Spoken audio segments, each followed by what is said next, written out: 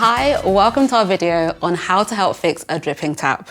We've probably all had one at some point, so here are a few tips on how to fix that annoying leak yourself. But remember, all homes are different, so always ask a plumber if you're unsure.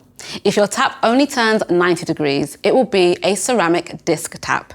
If it turns more than 90 degrees, it is a compression valve tap, which is what we're going to fix today. First, you're going to need a few tools. Turn off the water supply. Let's get started.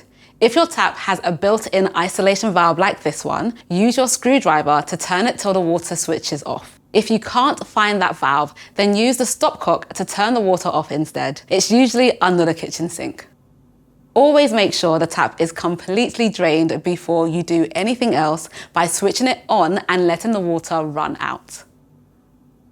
Remove your tap's cap and handle.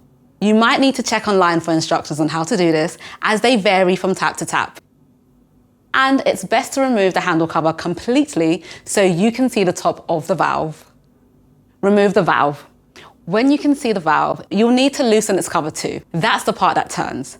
Now hold the valve steady with an adjustable spanner to loosen and remove it.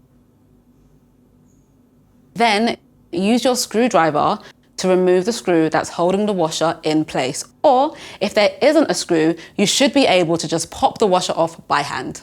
Check your tap seat and washer. Have a look at the washer for signs of wear and tear, because that could be causing the leak and you'll need to replace it. If the washer is still in good condition, it might be your tap seat that's causing the drip. The tap seat creates a tight seal when the tap's closed, but wear and tear can make the seat rough and stop it working properly. So check it if it looks worn or rusty. You can use a seat grinder tool to smooth the tap seat, or you can replace it completely. Buying a washer and seating set from the DIY shop might be a good solution if you're not sure whether it's the washer or the tap seat that's causing the problem. Once that's sorted, it's time to put the tap back together. Screw the valve, cover and tap handle back in, and then switch the water back on. If there's still a drip after all that, it might be time to call a trained plumber in.